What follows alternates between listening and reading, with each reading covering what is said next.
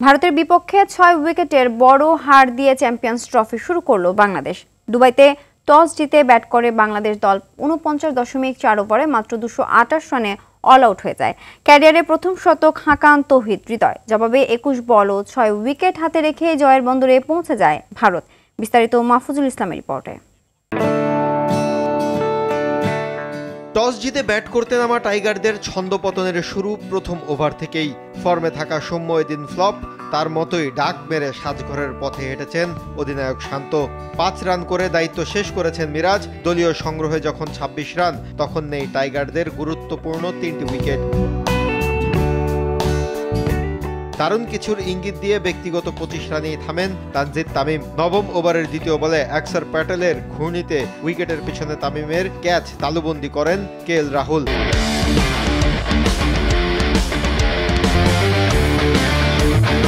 নবম ওভারের তৃতীয় বলে মুশফিককে ফিরিয়ে হ্যাট্রিকের সুযোগ তৈরি করেন প্যাটেল। এর পরের বলে নতুন ব্যাটসম্যান জাকিরও উইকেটের পিছনে ক্যাচ দেন।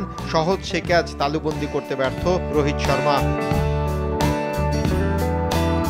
জীবন পাওয়া জাকের তুলে নেন অর্ধশতক। তার সঙ্গী তৌহিদ হৃদয় ক্যারিয়ারের প্রথম শতক তুলে দলকে নিয়ে গেছেন সম্মানজনক সংগ্রহের দিকে। জাকের ৬৮ ও তৌহিদ হৃদয়ের উইলো থেকে এসেছে ১১৮ বলে ১০০ রান। সপ্তম উইকেট জুটিতেই দুই ব্যাটার গড়েন ১৫৪ রানের রেকর্ড পার্টনারশিপ।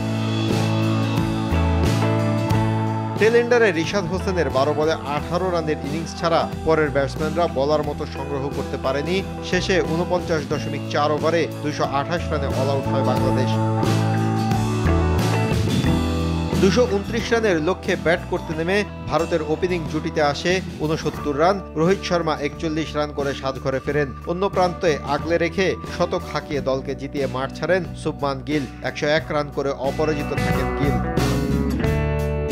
তাকে যোগ্য সঙ্গ দেন কেএল রাহুল। ৪৭ বলে ৪১ রান করে অপরাজিত থাকেন তিনি। মাহফুজুল ইসলাম, RTV।